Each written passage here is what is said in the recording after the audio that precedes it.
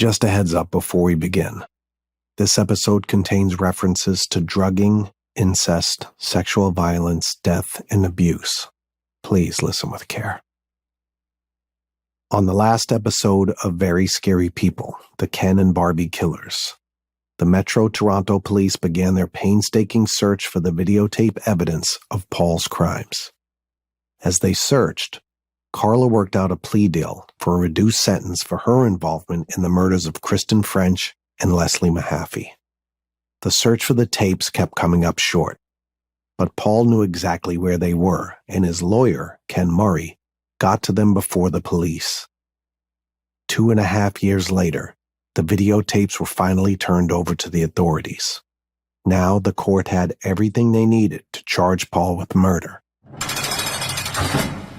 It's the night of May 18th, 1993, and Karla Homolka has just been arraigned on 2 counts of manslaughter for her involvement in the abductions and murders of Kristen French and Leslie Mahaffey.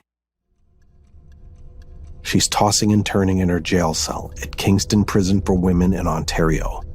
It's her first night of 10 years she'll be sleeping behind bars. The reality of her new future is setting in. This is the woman, once the girl, who dreamed of the good life. A rewarding career as a veterinarian, a loving marriage, and exciting experiences. Now, she's gone from living in a picture-perfect pink starter home to a life restricted by 4 walls of cold concrete in a maximum security prison. But the culture shock isn't the only thing stirring anxiety in Karla's head. She's playing out every detail she shared with the court in exchange for her plea deal. She tells them about the 2 homicides, the Kristen and Leslie, and she doesn't tell them much else. But there's something else weighing heavy on her mind. The conditions of her agreement. The agreement was that if you don't tell the truth, if you don't tell us everything you know, then you'll be prosecuted for what we find out independently, and you may not even have a deal. Karla's been keeping a secret she can't hold on to much longer. And she knows she has to come clean on everything. If she doesn't, she may be risking many more nights confined in prison. So she thinks about what happened to her sister, which everybody at that point thinks is an accident. And she decides, I better come clean on that. After the sleepless night in jail, the very next day, she approaches her lawyer, George Walker. What she reveals shocks them. The one thing that she forgot to mention when she was talking to the police and confessing about the murders of Mahaffey and French, she just happened to forget that they had raped and murdered her own sister. From ID, this is Very Scary People, the Ken and Barbie Killers. I'm your host, Donnie Wahlberg. You might remember me from our first season, the Amityville Murders. And now, in this season, we're traveling to Canada, a place known for its cold beer and warm welcomes, to trace the twisted path of Paul Bernardo and Karla Homolka, a couple from Toronto that appeared loving and wholesome. The truth is, they were anything but. We'll explore how the boy and the girl next door became the killers known as Ken and Barbie. This is Episode 6, Tammy Homolka.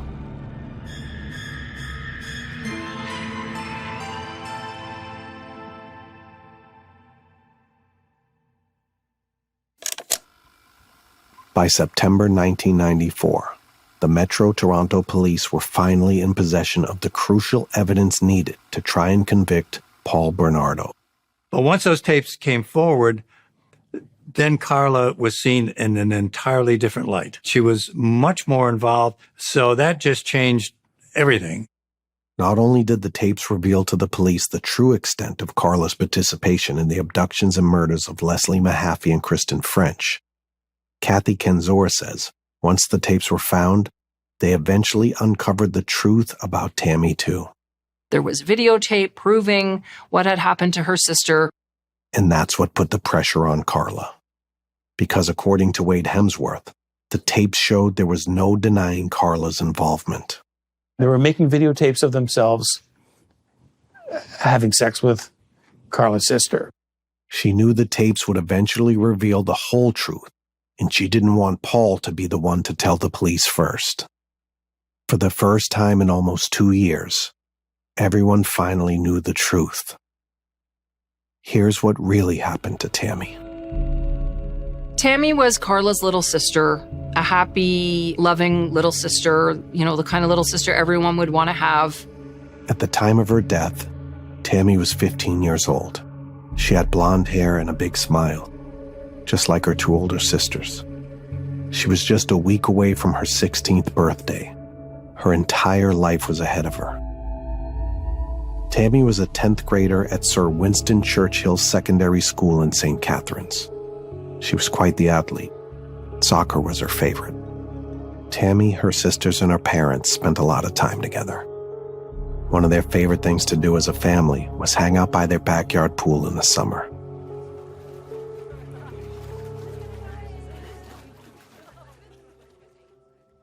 Once Karla and Paul got together, and he was brought into the fold, Tammy and Paul got to know each other. At a certain point, when Karla is dating Paul and he's staying there all the time or eventually moving in, he's around a lot as well. But things started to get weird, real fast. And Amy Schlossberg says Tammy was at the center of it. Paul had an unhealthy infatuation with Karla's younger sister, Tammy Homolka. Eventually, Paul's obsession grew larger than anyone could have imagined.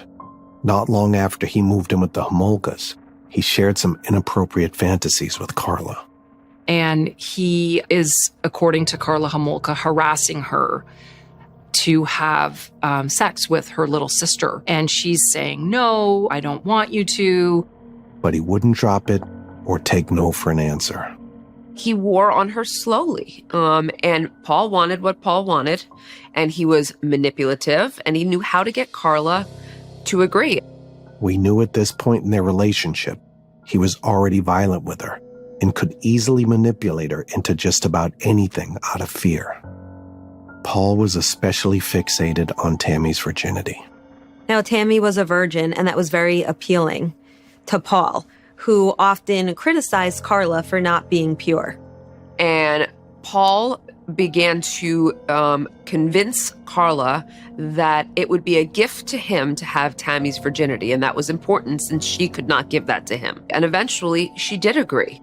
So Karla wanted to make him happy, and Karla had decided that as a Christmas present to Paul, Karla was going to give Paul her baby sister Tammy's virginity as a Christmas present. Here's Jim Van Allen, a retired FBI profiler who worked on Paul's case.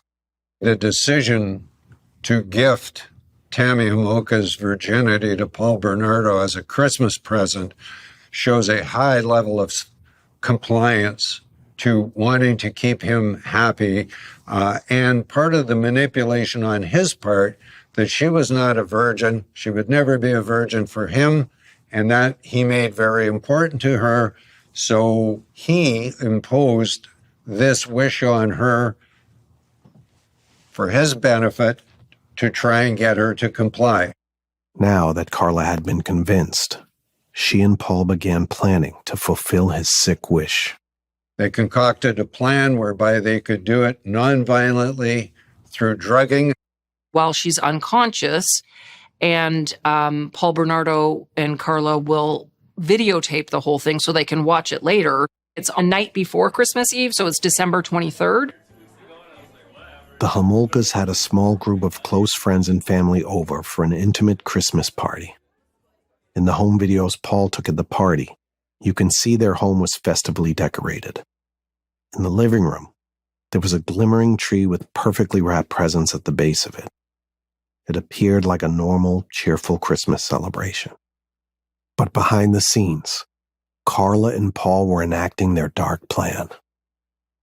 Before they could follow through on their plan, Karla had one thing to do. Karla worked as a veterinary tech.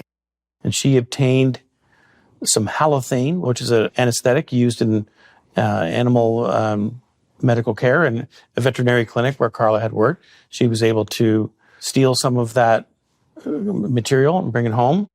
And then, the night of the Christmas party. They drank some spiked eggnog and they seemed to be having a good time. And Karla slipped halothane into Tammy's drink.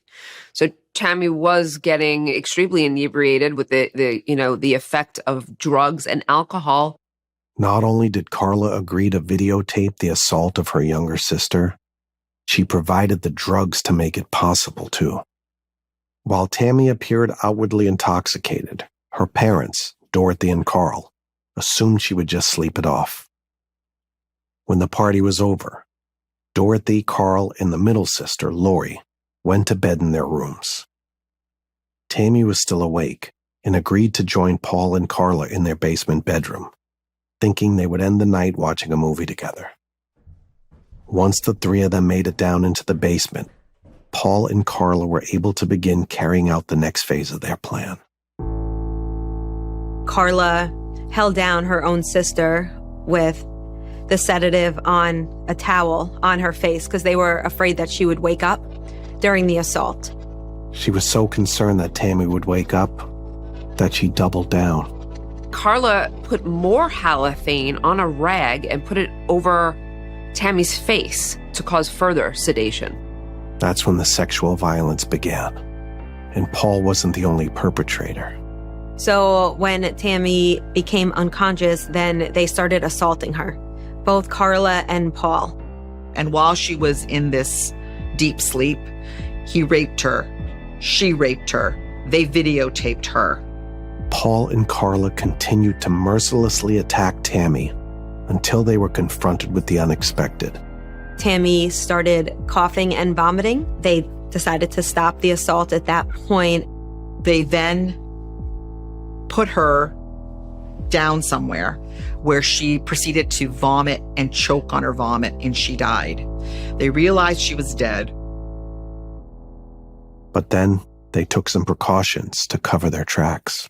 They then removed all of her clothes, changed her clothing, cleaned her up, and put her in bed, and made it look as if she had died of natural causes during the evening. They called 911, and when first responders arrived on the scene, Unfortunately, it was too late. she was presumed dead on arrival. And by the time they took her to the hospital, the worst-case scenario was confirmed. Tammy Homolka died December 24th, 1990, just a week before her 16th birthday, at the hands of Paul Bernardo and her sister. Coroner's office deemed it a natural death because they did find vomit in her system, but they had no idea that she had been drugged.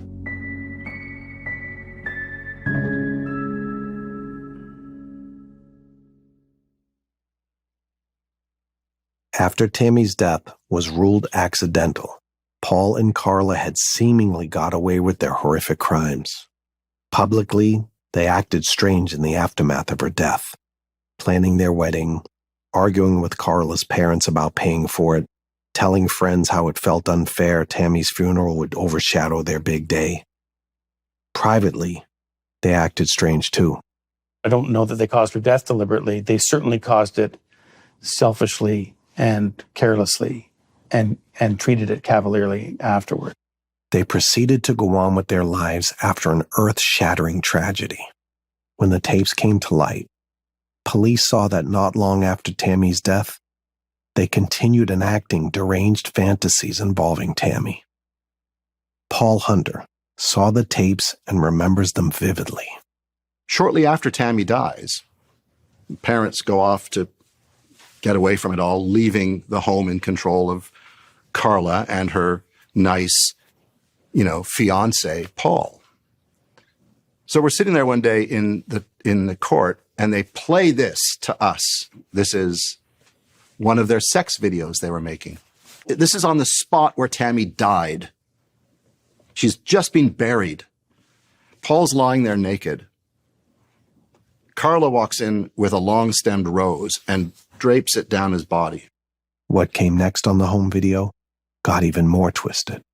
And she says, we'll take this to Tammy's grave, and we'll put it on her grave.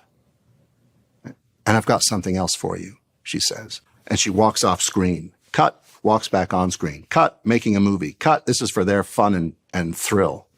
And she has a pair of Tammy's panties, and she drags them down his body. And then she says, let's go upstairs. Cut, cut. They walk into Tammy's bedroom.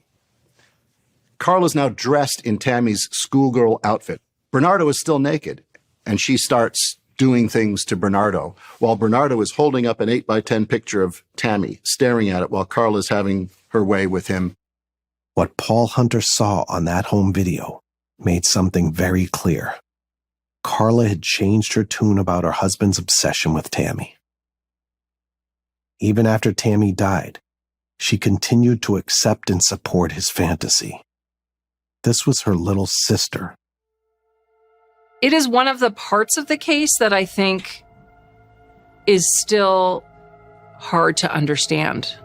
Why Karla Homolka ever got to the point where she agreed to let Paul Bernardo assault her little sister. Why she felt that was okay. There's been speculation that she did it out of jealousy, that Paul was obsessed with her and she wanted to get her sister back for it. Again, speculation, who knows? Regardless, there is no explanation. There is no rational explanation. But your mind wants to try to find one as to why she would allow him to do that to her little sister. But it was an inevitable reality. With Karla's confession came a circumstance no family would ever think they'd be in. She was terrified that her family would find out that it was her fault that her sister had died. Law enforcement still needed to confirm Karla's story. Here's Jim again. They videotaped the drugging and sexual assault of Tammy Homolka. But there was no visual evidence of Tammy's death. Not a lot of the dying sequence is on the video, but we rely on other sources of information for that. The coroners were called upon to assist in confirming the true cause of Tammy's death. Kathy remembers what they found. Tammy's body was exhumed, and they discovered that she had actually died after being drugged. It took exhuming Tammy's remains to discover how she really died. But it's hard not to think that had Tammy's death been more thoroughly investigated, Paul and Karla would have been sentenced to prison, potentially stopping them from committing more horrific attacks, and maybe Leslie and Kristen could have still been alive today. When Tammy was exhumed, the real nature of her death wasn't the only thing the coroners discovered. Paul and Karla left something for Tammy when she was laid to rest at Victoria Lawn Cemetery. Paul and Karla put a letter each in her coffin that they assumed no one would ever read, but because she was exhumed, people read the letter. While covering Paul's trial, Kathy heard the letter read out loud. It's not like it's a confession, but it's eerie to hear or listen to the words when, it was read out what was in the letter about, being sorry for what had happened, and Paul Bernardo saying, I failed you, and that kind of stuff. After Tammy was exhumed and further investigation into the cause of her death was confirmed on top of Karla's confession, Paul was in even more trouble than before. Here's John Rosen, Paul's lawyer. So because of her revelation, Paul gets another charge added on, which is Tammy Homolka. But Karla participated in Tammy's death too. And although Karla had already struck her plea deal in the murders of Leslie and Kristen, she now faced further consequences. And they decide, because they bought her as a witness, that they're going to keep her. And they just increase the price. And the price is she'll plead to the manslaughter on Tammy, and she'll get an extra 2 years. So her global sentence will be 12. 5 plus 5 plus 2. You heard that right. Only 2 extra years. For drugging, sexually assaulting, and ultimately killing her own sister. But again, all the courts and the police had on her when they finalized Karla's deal was her word. The videotape evidence had yet to be found. Had the tape surfaced sooner, Mary believes Karla's fate would have been very different. Had they been able to see the true involvement of Karla Homolka in these heinous crimes, they would never have given her a 12-year deal. And so, again, just another of a laundry list of mistakes that was made by law enforcement in this case. Missteps or not, that July, Karla's case was closed. There was no going back on the deal. 12 years and Karla would be free to live life, for the most part as she did before. And Amy says that, in and of itself, caused a nationwide stir. I think that's what horrified the public the most, is that this emerged, but it was too late. Karla couldn't be held more culpable than she already had been. Karla Homolka got her day in court, but Paul was still awaiting his, and the evidence was clear. Paul, with Karla as his co-conspirator, sexually assaulted Tammy and kidnapped and abused Leslie Mahaffey and Kristen French. But there's one thing the tapes didn't show. They weren't snuff films. The homicides themselves, the actual killing was not captured on the video. But everyone knew, of course, that you were listening to the last minutes in the lives of these young women. So the question remained. Because the videos did not show the actual killing, the question was still left open as to who did it. It was Karla's word against Paul's, and up to the court to decide. Next, on the final episode of Very Scary People, the Ken and Barbie Killers, Paul's trial begins in May 1995, and it's a spectacle to say the least. Knowing the tapes will be played for the jury, people are camping outside the courthouse. It was clear to me that Paul Bernardo was the executive producer, director, head writer, lead actor. He was calling the shots. His notorious crimes leave him facing multiple charges. And the prosecution is counting on Karla's long-awaited and promised testimony to seal his fate. She would point at him in court and say, he did it. He killed those other two girls. I feel sorry about my sister, but he made me do it with the sister. He beat me up, so I had to rape my own sister. Put him in jail for longer than me. Very Scary People, the Ken and Barbie Killers, is hosted by me, Donnie Wahlberg. It's a production of ID in collaboration with Neon Hum Media and is based on an original series created by CNN executive producer Nancy Duffy. At CNN, our senior producer is Sabina Ryman. Our producer is Allison O'Brien, and our associate producer is Michael Reyes. From ID, our executive producer is Jessica Lowther. From Neon Hum Media, our executive producer is Jonathan Hirsch. Cooper Mall is our producer, and our associate producer is Zoe Colkin. Our editor is Stephanie Serrano. Samantha Allison is our production manager. Our fact checker is Catherine Newham. Josh Hahn is our mix engineer. Theme and original music composed by Asha Ivanovich.